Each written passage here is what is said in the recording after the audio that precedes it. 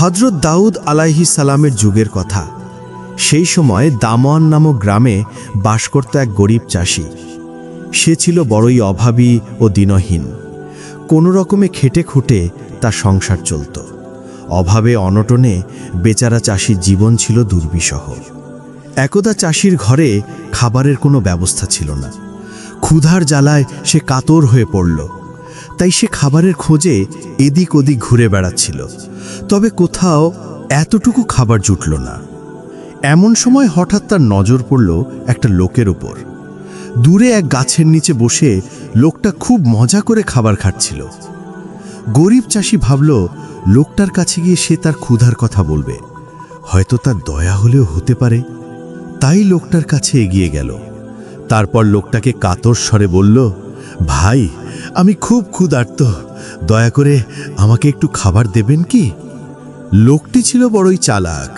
সে চালাকি করে বলল, দেখ ভাই, তোমাকে দেওয়ার মতো তেমন কোনো খাবার আমার কাছে নেই, তবে একটা সিদ্ধ ডিম আছে, ডিমটা তোমাকে দিতে পারি। তবে এর জন্য আমার একটা শর্ত আছে। 1 বছর পর ডিমের দাম তোমাকে সুদে আসলে পরিশোধ করে দিতে হবে।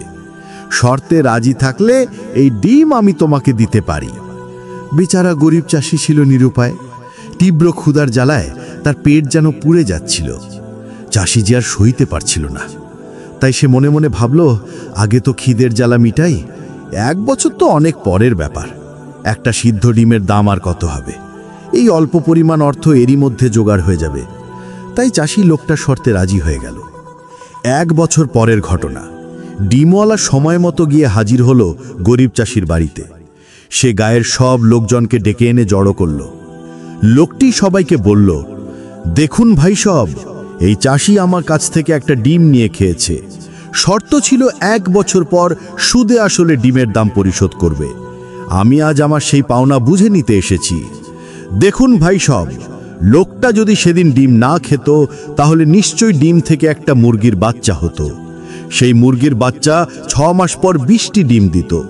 সেই 20টি ডিম হতে আরও 20টি বাচ্চা হতো। সেই বাচ্চাগুলোর প্রত্যেকটি 20টি করে ডিম দিত। সেই ডিম থেকেও আবার বাচ্চা হতো। তাহলে কম করে হলেও বছরে আমি 440টি মুরগির দাম পেতাম। আজ অন্তত 440টি মুরগির দাম চাষিকে শোধ করতে হবে। লোকটার কথা শুনে গরিব চাষির মাথায় যেন আকাশ ভেঙে পড়ল। সে তো হতবাক, কিন্তু লোকটা যে নাছোড়বান্ধা। তাই চাষি কেঁদে কেঁদে লোকটার কাছে মিনতি করল এবং বলল, ভাই, আমি গরিব চাষি, আমায় মাফ করে দিন। কিন্তু চতুর লোকটি চাষির কোনো কথাই শুনল না। সে সোজা গিয়ে হযরত দাউদ আলাইহিস সালামের দরবারে নালিশ করল। তাই বিচারের জন্য চাষিকে বাদশাহের দরবারে ডাকা হলো। চাষি তার কথা বলল এবং ডিমের মূল্য সুদে আসলে পরিশোধের কথাও অকপটে স্বীকার করল। চাষির স্বীকারোক্তি শুনে দাউদ আলাইহিস সালাম সহজেই তার রায় ঘোষণা করলেন। তিনি বললেন, যেহেতু লোকটা শর্তে তুমি রাজি ছিলে, তাহলে ডিমের মূল্য তোমাকে অবশ্যই পরিশোধ করতে হবে।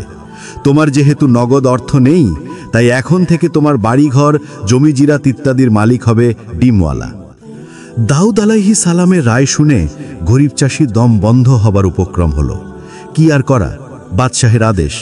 তাই জায়গা জমি বাড়িঘর লোকটাকে বুঝিয়ে দিয়ে চাষি হয়ে পড়ল নিঃস্ব। তারপর বেশ কয়েকদিন পরের ঘটনা। হযরত সুলাইমান আলাইহিস সালাম এক পথ ধরে কোথাও যাচ্ছিলেন। পথের ধারে দেখলেন গরিব চাষি ক্ষুধার জ্বালায় অজ্ঞান হয়ে পড়ে আছে। চাষির করুণ অবস্থা দেখে হযরত সুলাইমান আলাইহিস সালামের খুব মায়া হলো। তিনি ঘোড়া থেকে নেমে চাষির সেবা যত্ন করে তাকে সুস্থ করে তুললেন। সুস্থ হওয়ার পর চাষির দুঃখের কাহিনী তিনি মন দিয়ে শুনলেন। ডিমওয়ালার চালাকির ঘটনা শুনে হযরত সুলাইমান আলাইহিস সালাম বিস্মিত হলেন। তিনি মনে করলেন এ ঘটনার সুষ্ঠু বিচার হওয়া দরকার। ডিমওয়ালার প্রতারণা থেকে চাষিকে বাঁচাতে তিনি মনস্থির করলেন। তাই চটজলদি তিনি একটা সিদ্ধান্ত নিয়ে ফেললেন। চাষিকে বললেন, এক কাজ করো, তুমি কাল সকালে 1 ঝুড়ি সিদ্ধ ধান নিয়ে তুমি দরবারে যাবে। সেখানে গিয়ে দরবারের চারপাশে ধানগুলো ছড়িয়ে দেবে আর বলবে, এই ধানগুলো থেকে ধান গাছ জন্মাবে। তুমি যদি মনের জোর আর সাহস নিয়ে এই কাজটি করতে পারো, তাহলে তুমি তোমার জমি জিরাত, বাড়িঘর সবই ফেরত পাবে। গরিব চাষি হযরত সুলাইমান আলাইহিস সালামের কথা মতো কাজ করল। পরদিন সে সিদ্ধ ধান নিয়ে দরবারে গেল এবং এগুলি সেখানে ছড়াতে লাগলো। কেউ জিজ্ঞেস করতেই চাষি অকপটেই বলল, এ ধান থেকে গাছ জন্মাবে। চাষির কাণ্ড দেখে দাউদ আলাইহিস সালাম অবাক হলেন। তিনি লোকটার পাগলামি দেখে দুঃখ বোধ করলেন। হযরত দাউদ আলাইহিস সালাম বললেন, সিদ্ধ ধান থেকে গাছ জন্মানোর কথা কেউ কি বিশ্বাস করবে, না এমন ঘটনা কোনোদিন ঘটেছে? এ কথা শুনে হযরত সুলাইমান আলাইহিস সালাম উঠে দাঁড়ালেন। তিনি বললেন, সিদ্ধ ধান থেকে যদি ধান গাছ না জন্মায়, তাহলে সিদ্ধ ডিম থেকেও বাচ্চা জন্মাতে পারে না। একটি সিদ্ধ ডিম খেয়ে 440টি মুরগির বাচ্চার দাম পরিশোধ করতে হয়েছে গরিব চাষিকে।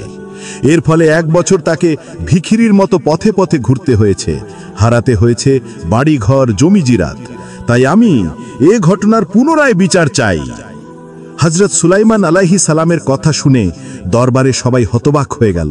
সবাই তার বুদ্ধির প্রশংসায় পঞ্চমুখ হল। এরপর হযরত দাউদ আলাইহিস সালাম ডিমওয়ালাকে দরবারে ডেকে পাঠালেন। তিনি চাষির জায়গা, জমি ও বাড়িঘর ফেরত দেওয়ার জন্য লোকটার উপর আদেশ জারি করলেন। বাড়িঘর, জমি জিরাত ফিরে পেয়ে গরিব চাষি যার পর নাই খুশি হল। এইদিকে হযরত সুলাইমান আলাইহিস সালামের ন্যায় বিচারের খবর মুহূর্তেই সবখানে ছড়িয়ে পড়ল।